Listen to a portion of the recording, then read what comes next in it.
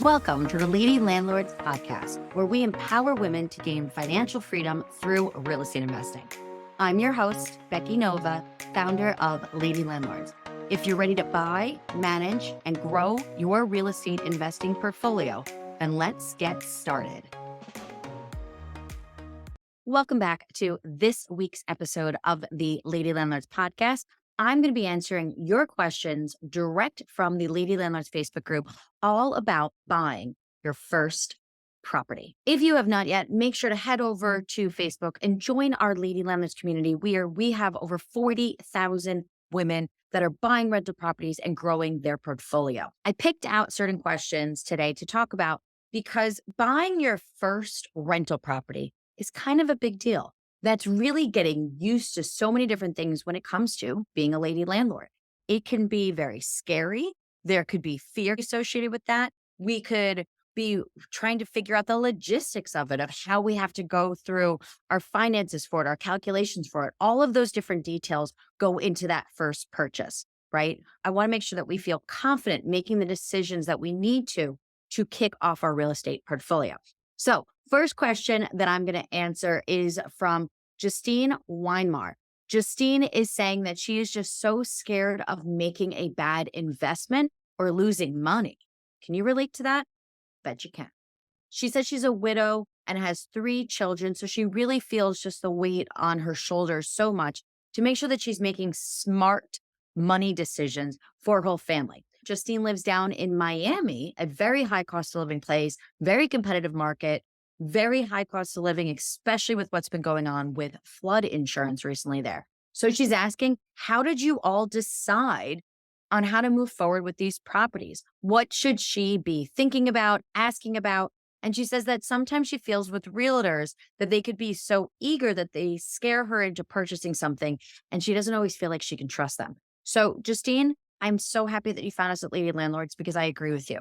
There are definitely times when we can be working with realtors and some of them just see their job as selling those houses and getting those closings, right? Not only that, but usually realtors are working more with people that are looking for their forever home, their primary residence where they're going to be living. And they don't necessarily always know what an investor should be looking for.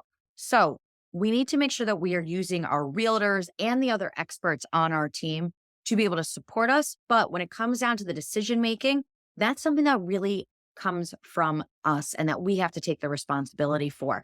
These are things, although you want to have that realtor, we want to make sure that we have somebody that understands what you are looking to do as an investor. But we also need to make sure that you feel confident in the decisions that you are making. One of the things to start to think about, Justine, is you really want to get good at understanding the numbers that are associated with real estate investing. Real estate investing is just that, investing. It is risky. It is a situation where things can go bad, where sometimes we make poor decisions and we lose money, where sometimes we just weren't educated and we can lose money. All of those things can happen. But for somebody that is completely educated, understands the market, understands their numbers, understands tenants, and really picks and screens people absolutely fantastically, things can always just go wrong because that's the risk that we are taking as investors. So what we need to do is we need to do everything we can to mitigate said risk. And the way to do that is really by getting the education, understanding our numbers, and having a mentor to work with us to really show us all of those blind sides that could be stopping us from really purchasing the right property for us. So this is somebody that you need to have that is going to be unbiased. A realtor is going to be in the situation where they're going to want you to purchase a property because that's how they make money, right? That's just a reality, and you can't blame them for that. That is their job. There absolutely are amazing, compassionate realtors out there. I lucked out completely with my realtor over here in New York with how much he really cares about his clients. But at the end of the day, that is how realtors make their money, is by having people close on properties. So here, Justine, working with another real estate investor that's been there, done that, that can really guide you through that process is going to help you minimize the errors, the mistakes that you might make. So if that's really a situation where you're saying, hey, I'm the breadwinner, that's the place you want to be. We want to make sure that you get the education on understanding how to run your numbers and find investments, how to make sure that you're analyzing markets right, and how to also then screen your tenants. You need to make sure that you're making the best decisions in all of those different categories. So that way you will not lose money most likely in these situations. We want to really minimize your chance of risk with that. And honestly, working with somebody that has been there, done that is going to be the best way to absolutely do that. So Justine, my door's always open. We have a mentorship program within Lady Landlords, but always happy to have a chat. And if we're not the right fit for you, I'm always happy to point you in the direction of a program or a person that might be the best fit. So feel free to shoot me a DM on Facebook, or you can head over to our website at lady-landlords.com to be able to book a call with me there. I see so many women in that situation where we need to make sure that we're taking care of not only ourselves, but also our families, and we don't want to make mistakes. So the best way to do that is to get you the confidence and the education that you need to go out there and be able to build this portfolio. Next question that came in about buying our first properties is from Van Tran. Van says, for your first property, single or multifamily, how much did you cash flow? Okay. Now, there were tons of responses to her question, but this is something that is going to be dependent on so many different factors. This is going to be different if somebody bought a single family, if it was a multifamily, how many units they have, what market it was in, if they're purchasing in New York or if they're purchasing in a lower cost of living state. All of those different things are going to really make an impact. What we need to start to get away from is comparing ourselves to others. All because one person's getting a cash flow in one place does not mean that that is the only cash flow that's going to work for us, or that we shouldn't buy a property unless we're getting that cash flow there. What is so important, Van, is to really think about what your goals are with real estate investing, with what you're looking to accomplish within this, and get to understand what your market is, what the properties in your area are going to be like. And then that will really point you in the right direction of a cash flow that would be good or bad. As a general kind of rule, a good way to look at cash flow is to ensure that your property would cash flow at least $100 for every $100,000 spent. Okay, I'll say that again. You want your cash flow meaning your profit, what goes to your bank after expenses. You really want to look for something that's going to be at least $100 a month for every $100,000 spent. Okay. And this is for those that are looking for that cash flow as their goals, not those that are just looking for the tax benefits, not those that are just looking for appreciation. But if you are looking for that cash flow, that is just a good cursory marker to think about. What that looks like as an example, if you're purchasing a property for $500,000, then you would want it to cash flow $500 a month. If you are purchasing a house for $100,000, then it should cash flow $100 a month. This is assuming that you have a mortgage and also that this will be an investment property, meaning you are not living there. Okay. That makes a huge difference if you are house hacking. If you're not familiar with house hacking is when you are purchasing a rental property and you are living in part of the property, either if it's a duplex and you're living in one unit and renting out the other unit, or if it is a single family and you're going to be in one room and renting out the other rooms. In those situations, if you're going to be living in the property, you need to account for cash flow differently because that's space you can't rent. For example, that means if you were buying a duplex, but if you're going to be living in one side of that duplex and only renting out the other side, well, your cash flow is going to be lower because you're not charging yourself rent. Okay. So when you do your deal analysis, it's really important to make sure to use numbers as if you could be renting out that property. Just in case you end up moving, you upgrade to another property, you purchase another multifamily and house hack somewhere else. That's going to be really important to think about. Also, when you are house hacking and looking for your cash flow, if you're going to be living in that property, you want to think about what that will actually do to decrease what you personally are paying in that property. For example, the first time I bought a rental property, it was a duplex that I house hacked. When I was able to move in, I was able to look at it saying, well, I paid $1,000 in rent before, but now I'll be paying $600 towards my mortgage.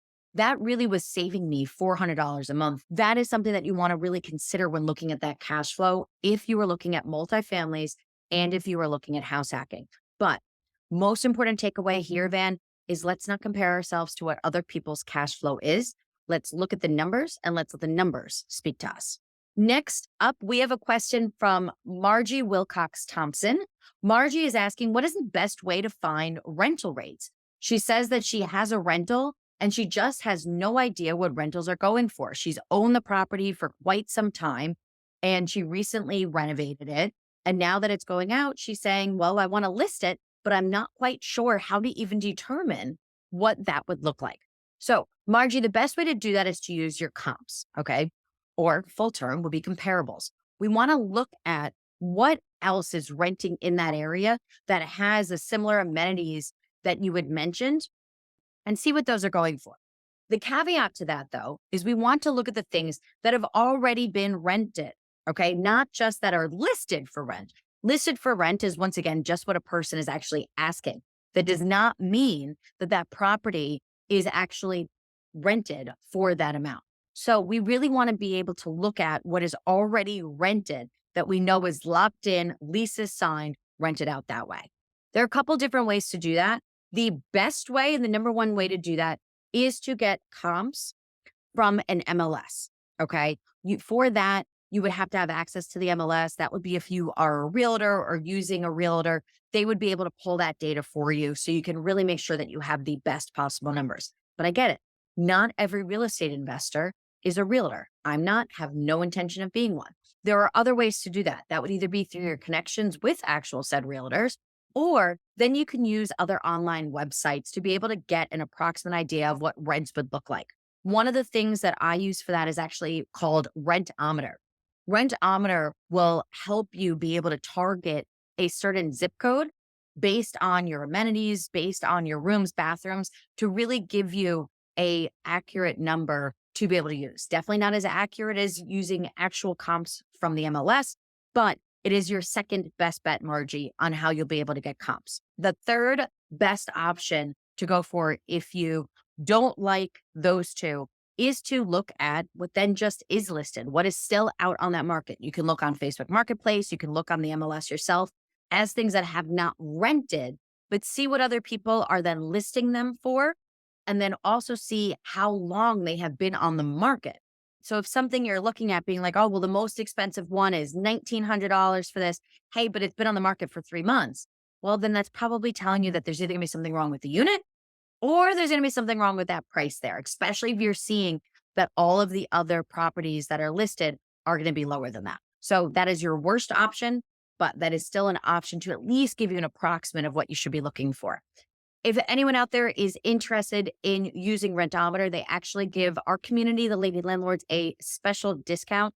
So do make sure to head over to our website. You can go to lady-landlords.com/resources and you can sign up for Rentometer with the special Lady Landlords discount to start getting those approximate comps. Okay. Margie, hope that helps. Let us know back in the Lady Landlords Facebook group what happens and how your rentals go. We're happy to look at some comps for you and also help you make sure to get that right number there to get that property rented out. Next question that gets sent in about buying your property is from Alicia Wynn. She's saying she is panicking at this moment. She is concerned because she's purchasing an investment property and she's closing soon. But when she looked at comps, she realized that one, there's a ton of other properties that are right on her neighborhood that have just not rented. And they've now been there for 40 plus days and there's still no renters.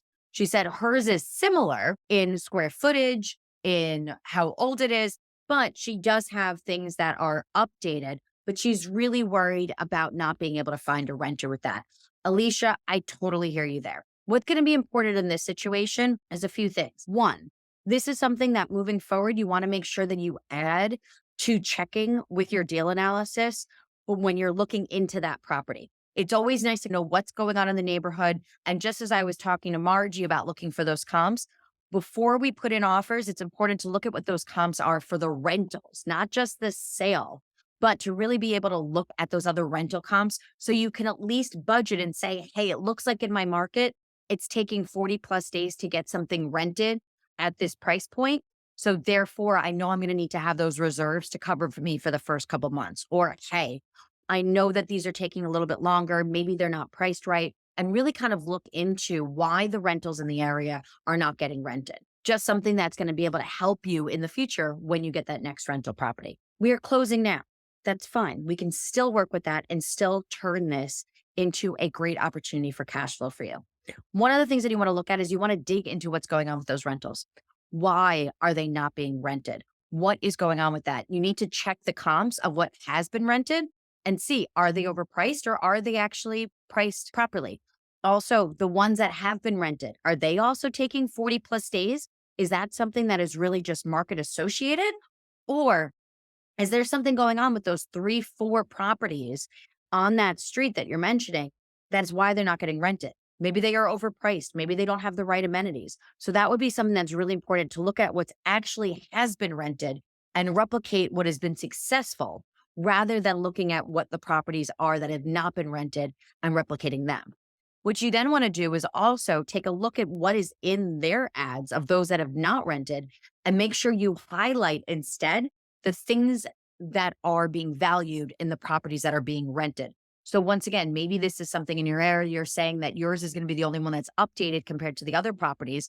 Maybe that's what the market conditions are. So I would really want to make sure when I wrote my ad that I highlighted all of those amazing amenities, anything that was special about this property, anything that was going to set it apart to be unique that I knew that the sold properties were getting. I'm going to make sure it's going to be my first or second line for the ad that you're going to be placing. That's something that you want to make sure that you understand what your market is looking for to get those rented and then why those places aren't so you can avoid them. You might actually have a really good opportunity here, Alicia, to get your property rented because people that are looking in that area might just not be looking for what's already on the market, but yours might be the right one. But it's going to take some research into what has already sold, what has already been rented within that neighborhood. So, Alicia, I hope that helps. Ladies out there, I hope that you are making these steps to be able to get that first rental property. Keep the questions coming, post them in the group. If you listen to this podcast, make sure to put that down in your post so I can flag it and I can make sure to give you some answers you're looking for. Tell me that you watched the episode and that you also are buying your first property and need some support. And I'd be happy to answer your questions in the Lady Landlord Facebook group. Otherwise, for regular listeners, thank you so much for being here today. Please make sure to hit that subscribe button so you do not miss the next episode of the Lady Landlords podcast. Also, if you enjoyed today's episode, please do leave us a 5-star review so that way other women will be able to also get access to this podcast and join the Lady Landlords community. Thank you so much, and I will see you back in the Facebook group shortly. Thank you for listening to the Lady Landlords podcast. If you're feeling stuck in your real estate investing journey, visit lady-landlord.com to book a 15-minute orientation call with me and see if you're ready to join our mentorship program. Or you can subscribe to our newsletter and join our Facebook group for exclusive real estate investing tips and offers. Invest with confidence. Become a Lady Landlord today.